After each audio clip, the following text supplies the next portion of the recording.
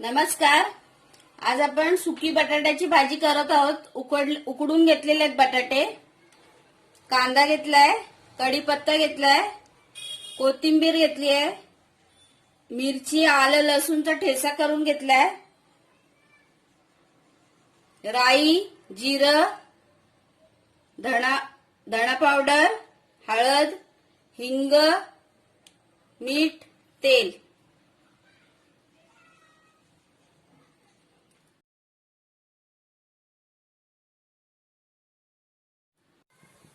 मी आता इथे पॅन तापत ठेवलाय, त्याच्यामध्ये तेल घातलंय. आता आपण बटाट्याच्या भाजीला फोडणी देऊया. मी ते राई टाकलेली आहे, छोटा चम्मच. जिरं घातलंय, एक छोटा चम्मच. गॅसची फ्लेम स्लो ठेवायची. त्याच्यानंतर हिंग घातलेला आहे, अर्धा चम्मच. हा आपण मिरचीचा ठेचा घेतलेला आहे, तो फ्राय करून घेऊया मसाल्यावरती. म्हणजे त्याचा कच्चा पाना आहे तो मोडून जातो. थोडं 2 मिनिटं फ्राय करून घ्यायचा.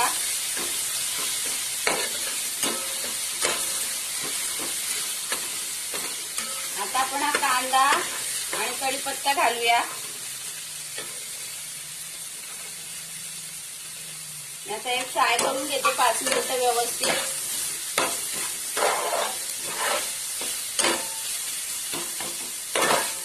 कांदा थोडा गोल्डन होईपर्यंत फ्राय करून घेते.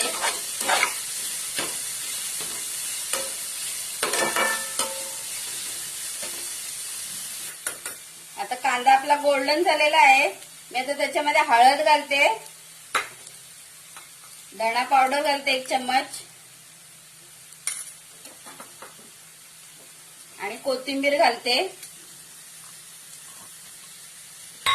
चांगलं फ्राय करून घेऊया.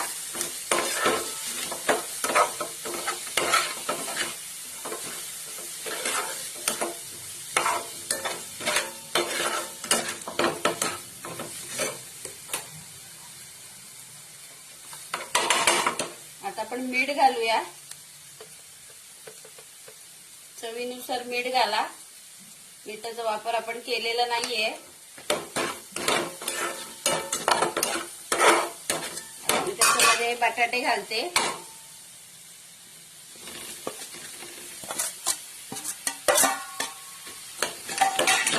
आणि व्यवस्थित फ्राय करून घेते.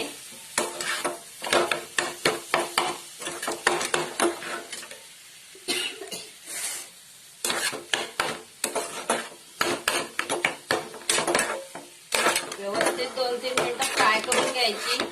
हा मसाला सगळा बटाट्याच्या भाजीला लागेपर्यंत.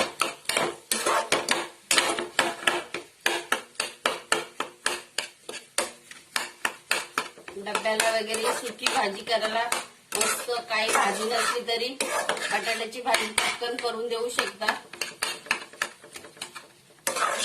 डोसा बनवता त्याच्याबरोबर पण बटाट्याची भाजी वापरू शकता तुम्ही. त्याच्यानंतर मुलांना काही स्नॅक्स वगैरे बनवायचं असेल, ब्रेडचं वगैरे, त्याच्यामध्ये पण स्टफिंग करू शकता.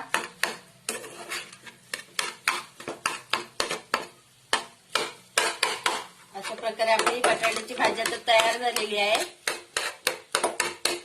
जर माझ्या रेसिपीज तुम्हाला आवडत असतील तर मला नक्की सपोर्ट करा.